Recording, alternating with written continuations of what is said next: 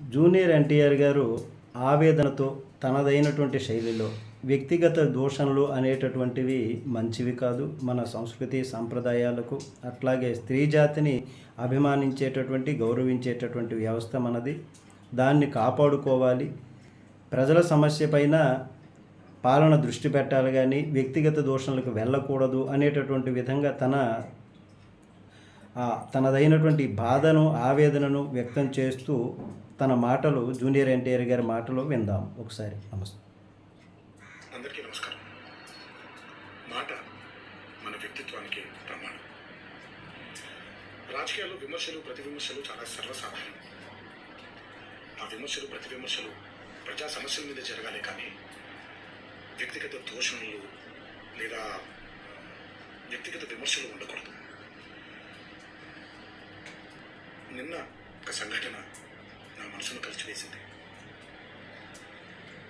ఎప్పుడైతే మనం ప్రజా సమస్యల్ని పక్కన పెట్టి వ్యక్తిగత దోషణలకి దిగుతున్నామో, ముఖ్యంగా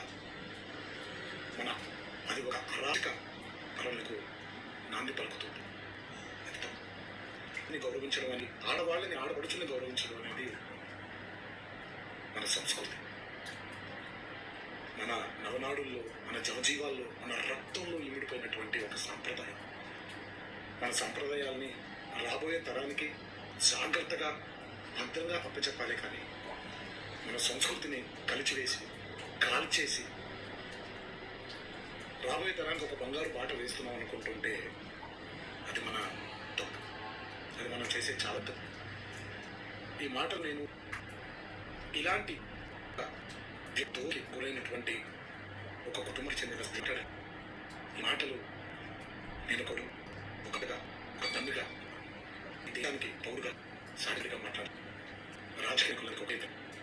దయచేసి ఈ అరాచక సంస్కృతిని ఇక్కడితో ఆపేయండి. ప్రజా సమస్యల మీద పోరాడండి. రాబోయే తరానికి బంగారు బాట వేసేలాగా మన నడవడిక ఉండేలాగా జాగ్రత్త పడండి. ఇది నా విన్నపం మాత్రమే. ఇది ఎక్కడితో ఆగిపోతుందని మనసారా కోరుకుంటూ సెలవు తీసుకోండి.